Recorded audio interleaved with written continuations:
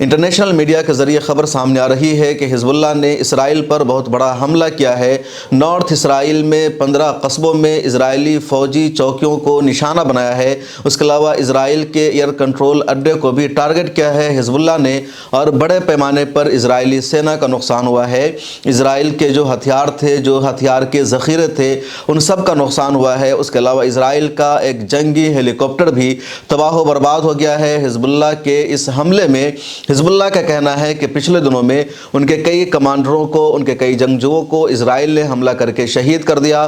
اس کے علاوہ بیروت میں حماس کے نائب سربراہ صالح العروری کو شہید کیا گیا۔ شام میں ایران کے اہم فوجی کمانڈر رضا موسوی کو اسرائیل نے حملہ کر کے شہید کر دیا تھا۔ اس کے علاوہ حزب اللہ کے عسکری رہنما وسام الطویل کو بھی اسرائیل نے حملہ کر کے مار دیا تھا۔ اس لیے ان تمام شہیدوں کا، ان تمام کمانڈروں کے قتل کا بدلہ لینے کے لیے ہم نے اسرائیل پر اتنا بڑا حملہ کیا ہے اور بڑے پیمانے پر اسرائیل کو نقصان پہنچایا ہے۔ المیادین چینل، الجزیرہ اور دوسرے انٹرنیشنل میڈیا ہاؤسز کے ذریعے جو خبریں سامنے آئی ہے، کچھ کا تذکرہ ٹائمز آف اسرائیل اور i24 نے بھی اپنے خبروں میں کیا ہے کہ کل لگاتار نارتھ اسرائیل کے قصبوں میں، علاقوں میں سائرن بجنے کی آوازیں سنی گئی۔ نارتھ اسرائیل کے علاقوں اور قصبوں میں لگاتار سائرن بجنے کی آواز سنی گئی جو لبنان کی سرحد کے قریب ہے۔ اس کے علاوہ اسرائیل کے ایئر کنٹرول اڈے کو بھی حزب اللہ نے نشانہ بنایا، جس میں بڑے پیمانے پر اسرائیلی اسلحہ کو نقصان پہنچا ہے، اسرائیل کے جنگی جہاز اور ہیلی کاپٹر کو نقصان پہنچا ہے۔ اس طرح کا دعویٰ اسرائیل کی میڈیا میں کیا گیا ہے۔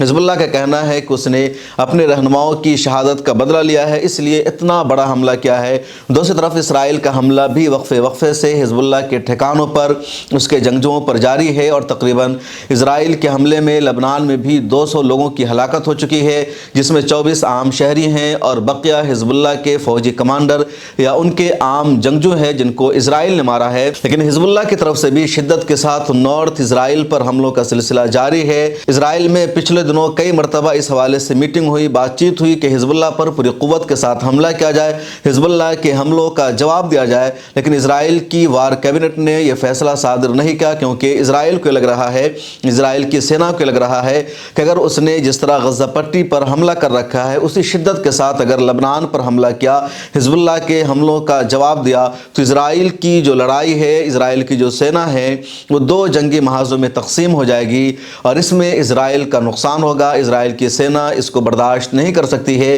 اس لیے اسرائیل نے پورا فوکس غزہ پٹی پر رکھا ہوا ہے، حماس کو ختم کرنے پر رکھا ہوا ہے۔ ادھر حزب اللہ کے حملوں کا صرف جواب دیا جاتا ہے۔